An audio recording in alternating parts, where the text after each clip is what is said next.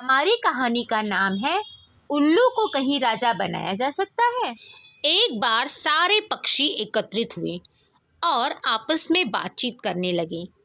तोते ने कहा, लगता है जैसे हम बिना राजा के हो गए हैं। तब हंस ने कहा, गरुड़ हमारे राजा हैं, फिर तुम्हें ऐसा क्यों लग रहा है? तोते ने कहा, गरुड़ हमारे राजा तो हैं, पर लगता है कि वो सिर्फ नाम के राजा हैं, क्योंकि उन्हें हमारी कोई चिंता नहीं है। अब समय आ गया है कि हमें एक नया राजा खोज निकालना चाहिए। बिल्कुल सही कहा। सभी पक्षियों ने इस बात पर हामी भरी। पक्षियों की चहचहाट थमने के बाद तोते ने धीमे से कहा, मुझे लगता है उल्लू को हम अपना राजा बनाएं।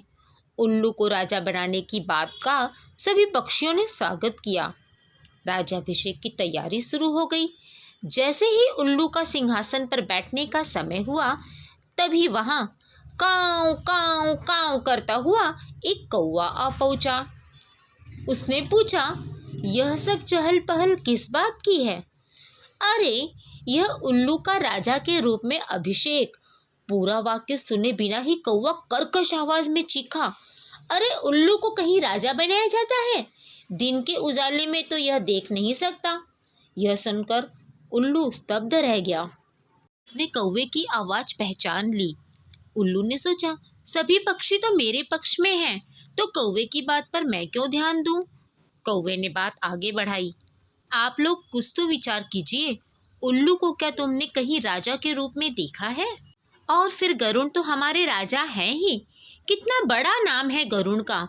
उनके नाम से ही हमारे काम हो जाते हैं। कौवे की बात सभी पक्षियों को पसंद आ गई। धीरे धीरे सभी पक्षी वहां से उड़ गए।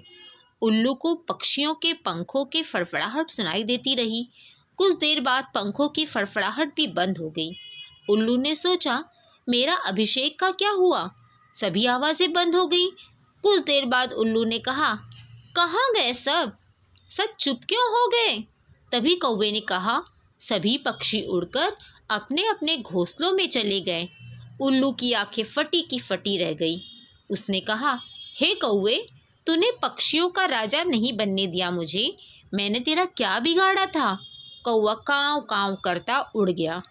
तो बच्चों, इस कहानी से हमें यह शिक्षा मिलती है कि बुद्धिमानी और ज्ञानी व्यक्तियों की हर जगह जरूरत होती है। धन्यवाद।